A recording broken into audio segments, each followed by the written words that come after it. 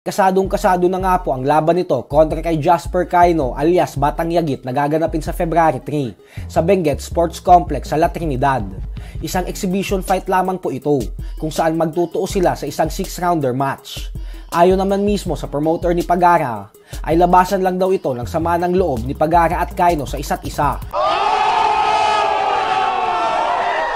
Mga kapenyo, tirahin na natin itong may init na issue ngayon. Pasok, intro!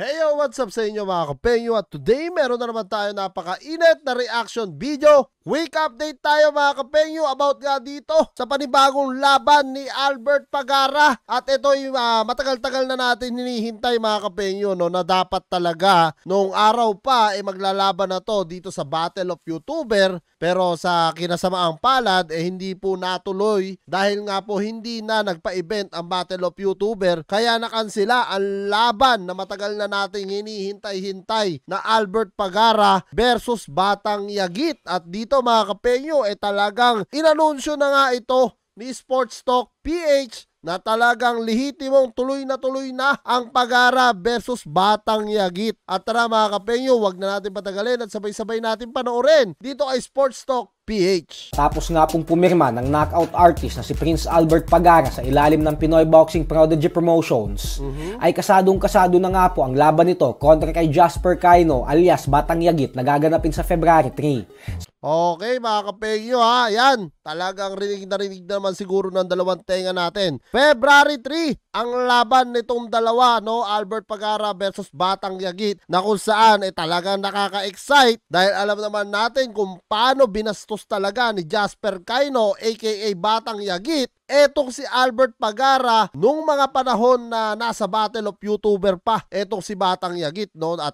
alam naman natin kung paano tayo binastos netong Batang Yagit na to, no, sa sa social media. At yun lalo na yung kapwa natin mga Bisaya na pinagmumura nga niya noon, talagang ito po labasan lang, no, ng sama ng loob neto ni Albert Pagara at neto nga ni Batang Yagit. So dito talagang malalaman na mga kapenyo kung sino ba talaga ang matikas at matibay dito sa dalawa na to, no, sa Benguet Sports Complex sa La Trinidad. Isang exhibition fight lamang po ito kung saan magtutuo sila sa isang 6-rounder match. Ayon naman mismo sa promoter ni Pagara, ay labasan lang daw ito ng sama ng loob ni Pagara at Cayno sa isa't isa. Naku po, yari ka talaga dito, Cayno. Talagang masama ang loob ni Albert Pagara dito noong araw pa dahil alam naman natin mga kapenyo, no, talagang pinagmumura ni Jasper Cayno itong si Pagara at kung ano-ano pa sinabi, no, kahit yung sa kaso nga nito ni Pagara noon nabanggit at na-open nga nito ni Jasper Cayno nung mga panahon na yon. Kaya talagang ito po nagliliyab itong suntukan nitong dalawa, no. Mas mabuti na daw ito kaysa magsuntukan pa ang dalawa sa labas ng ring. Tama, oo. Ganun pa man ay may mas malaking plano po ang Pinoy Boxing Prodigy Promotions para kay Pagara. Desidido silang gawing champion ang ating pambato. Step by step po yan. Kaya naman posibleng Philippine belt muna ang target nila para kay Pagara. At pagkatapos nito ay regional belt naman. Hanggang sa makabalik sa world ranking si Pagara at mapalaban sa mga world rank contenders.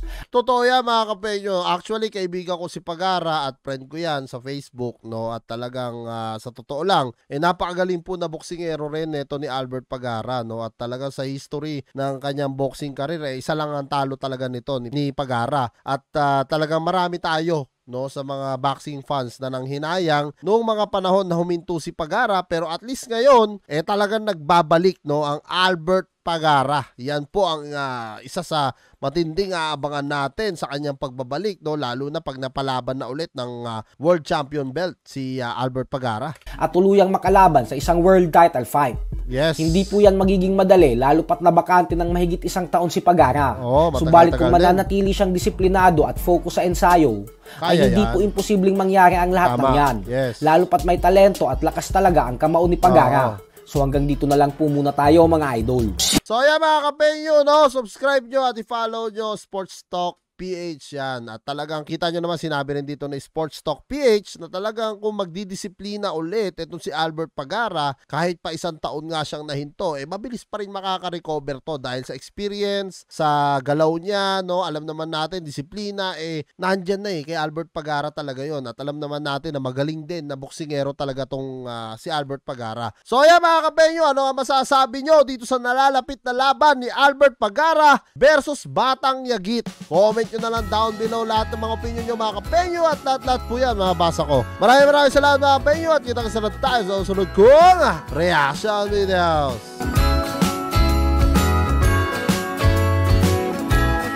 Jingle bells ringing in my ear, jingle bell, a sound that's oh so dear.